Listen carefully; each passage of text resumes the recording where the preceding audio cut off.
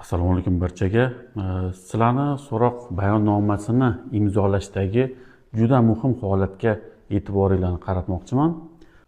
Bir narsani bilib olingki, bayonnomani imzoladingizmi, demak siz osongina isbot va dalilni taqdim qilgan bo'lasiz, sovg'a qilgan bo'lasiz. O'zimning amaliyotimdan kelib chiqib aytamanki, tergovga qadar tekshiruv va dastlabki tergov jarayonlaridagi tushuntirish xatlari, so'roq va yuzlashtirish bayonnomalarini rasmiylashtirishda surishtiruv va tergov organlari ko'pincha o'zlarining manfaatlariga to'g'rilashga harakat qilishadi. Misol tariqasida aytaman, yaqinda Toshkent shahar Sergeli tumani iqtisodiy jinoyatlarga qarshi kurashish departamenti boshliq o'rinbosari bilan urushib ketishimga sal qolgandi. Himoyamdagi shaxsning tushuntirish xatini uning so'zlari boshqacha o'zgartirilgandi va men tomonimdan bir qancha savollar kiritgandim. O'sha savollar ham olib tashlangan ekan. Urushib ketishimga shu sabab bo'lgandi.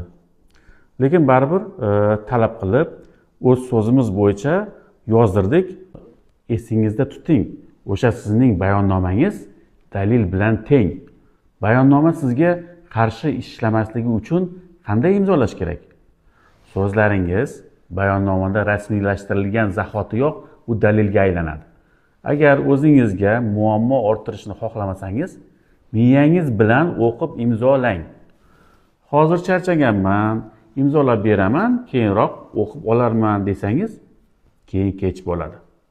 O'sha siz imzolagan bayonnoma jinoyat ishida bir umrga qoladi.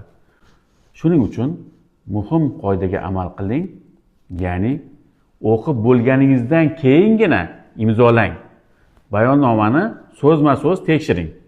Agar bayonnoma o'z so'zingizdan yozilmagan bo'lsa, e'tiroz bildiring, imzolamang. Yoki bayonnomani to'g'rilamasa, oxirida e'tirozingizni yozing.